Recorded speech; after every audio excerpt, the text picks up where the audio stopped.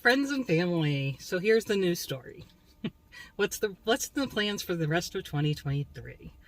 So in late May, I had my 6-month follow-up for PET scan for my non-Hodgkin's lymphoma. Great news.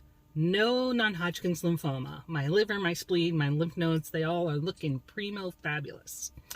Not so great news. There is a 6 millimeter mass, something, we don't know what it is, in my reconstructed breast. Looks to be against the chest wall. And what can I tell you about this? Oh, and in the report, they mentioned that they didn't mention it in the last report at the 6 months ago in November. But it looked that at that time it was 3 millimeters. So it's doubled in size to 6 millimeters, and it has an uptake. So it's what they call metabolically active. So this is what they're looking for in a PET scan if it's metabolically active.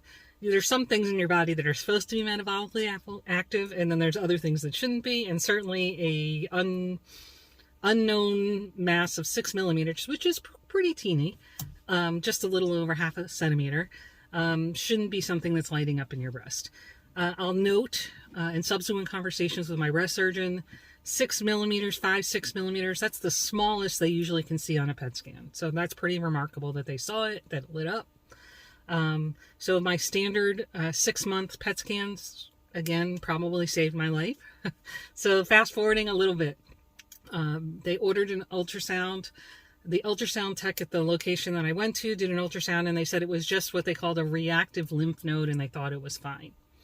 But my breast surgeon sent me to the breast center radiology team and asked them to do a ultrasound guided biopsy, which was the right course. You know, let's just make sure. It looks good on the pictures, but let's make sure. So the radiologist, I think it was Dr. Chin, and I'm going to credit her with saving my life, so thank you. She said she instructed her tech, the ultrasound tech, to do a little more digging, and she came in, and what she told me was, I don't think that lymph node is not what the PET scan is picking up. She went and looked at the PET scan pictures, not the report. And she felt that, yeah, there's a lymph node, it's over here. It looks fine. It just looks like a lymph node to her. But when she came in 5 or 6 centimeters this way, this is where she sees in the picture, where she thinks she sees the mass that's lighting up, that's got an uptake. So when she came in, she's like, I was supposed to do 1 biopsy, but with your permission, I want to do 2. I want to do this spot that I think is the spot that's on your PET scan, plus that lymph node that everybody else is looking at. And I said yes, of course. That was the prudent thing to do. And basically what we found out within a week or so was that, the lymph node is perfectly fine. As everybody was saying, it looked good on imaging. There was nothing remarkable. It is totally benign. But the mass that's up closer to my chest wall is what they call infiltrating or invasive ductal carcinoma, which is breast cancer. And now we are on this path. So what is my next little while, 2023, looking like? In early July, I've got what they call a lumpectomy. Oh, and I guess I should mention, I am fortunate to be in the 1% of folks that have a bilateral mastectomy. They've removed all of my breast tissue, and there was apparently still some microscopic tissue there. And today, 9 years after that bilateral mastectomy, I'm sitting in front of you with invasive or infiltrating ductal carcinoma in this little teeny tiny 6 millimeter mass. So a couple of good things from my perspective. It's so teeny tiny, I can't feel it. My doctor couldn't feel it. Like we knew where to look and we couldn't feel it. It's like so deep in there. And then the next thing is you can see clearly on the PET scan, it's the skin, this layer of fat underneath the skin that supports the skin, essentially, right? The muscle, and then the breast implant. That's like it's kind of like a layered. And the mass is sitting in the fat layer.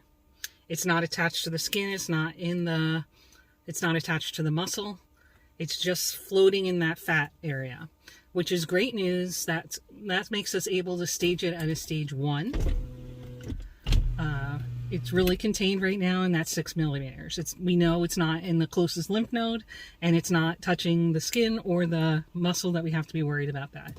So in just a couple weeks time, after I get some surgical clearance and testing and all that stuff, they're going to go in and do a lumpectomy, because there is no breast tissue to take out, and we're going to take out the skin all the way down to the muscle, or with margins all the way around that little 6 millimeter mass. And hopefully that means that the cancer will be out. So the next concern is that obviously it had recurred or relapsed after 9 years. And what other microscopic tissue is in my body? We don't know. And I'll also mention that the last time I had breast cancer, I had what they call ductal carcinoma in situ, which means all of the cancer was located in the breast. It hadn't moved out of the breast. It wasn't in the skin. It wasn't in the lymph nodes. So that permitted them not to put me on any kind of further therapy. The therapy for my breast cancer was the mastectomy, the surgery to remove the cancer. But now that it's recurred, and it also tested as HER2 positive, it looks like I will have to have some treatments, but there's some concern, obviously, because I've already done quite a bit of chemo in the last 20 years or so. And so we have an appointment with my oncologist about a week after the procedure, once we have hopefully the final pathology, to make a plan. So the plan probably will include a HER2 positive antibody like Herceptin or something related to that. And most of the protocols there expect that you would do, and that again, I'm just giving you guesses. We won't know what the plan is until after we meet with the medical oncologist. I probably will have to be on chemotherapy. The chemotherapy is 12-week course, and the Herceptin or the HER2 positive antibody is a 1-year course. There's another possibility that they do some type of radiation. So these are all possibilities. At this time, we're leaving the breast implants in. When I work with the medical oncologist, if we go down the path of radiation, I'm inclined to take out the breast implants, but we're going to have those conversations. So these are all possibilities. I really don't know exactly what we're going to do. The good news is, because it's stage 1 and I'm very early, anything under 2 centimeters is stage 1 if it's not outside of its location. And then even at 5 millimeters, that would be even earlier, but I'm a little bit over that. So I don't know what will be by the time we get to the surgery. But either way, prognosis is actually quite good, but we have another journey to take. If you'd like to join me, you're welcome to come along. Unfortunately, I've already digested this for a few days. I'll give you that. I did have a couple days of pity party, and I'm actually right now on my way for some retail therapy. A Costco trip, maybe Nordstrom Rack, I don't know. I'm just going to go about and try and maybe make myself feel a little better. I'm going to be very cautious. I'm actually in the process at home of clearing out my closet and my shoes. I got rid of 25 pairs of shoes. I gifted them to a few people when shoe shopping in my stuff, and then I'm going to get rid of the stuff that nobody wants, and same thing with my closet. So I'm trying to make sure it goes to good places, and the stuff that doesn't need to go anywhere we're going to get rid of that. So working on it. So I'm looking at like a capsule type wardrobe, higher quality materials, and also for the trip to Disney, I want to have just a few things that I'm packing. But I'm thinking, as I'm getting older, you tend to just have a few things you wear all the time. So I want to just get some quality stuff and stick with it. So that's what I'm looking at. And that's kind of the news that's fit to print. I'll let you know the next time. I can say it was worse before I spoke to the doctors this week. I guess I found out that it was malignant on Monday night. I didn't talk to my breast surgeon until Wednesday morning, and my medical oncologist till Thursday morning. And those days, hours, minutes where you have this thing in your body, but you don't know what the plan is, very, very stress and strain. So now I have part of a plan. We know the surgical part of the plan, but we still don't know the full plan. I feel a little better because I have some of the plan, but I'm still a lot of it anxious about what is the full plan and what's the impact and all that stuff. So I am stressing about that. Oh, I straightened my hair yesterday or the day before. I forget when I did this.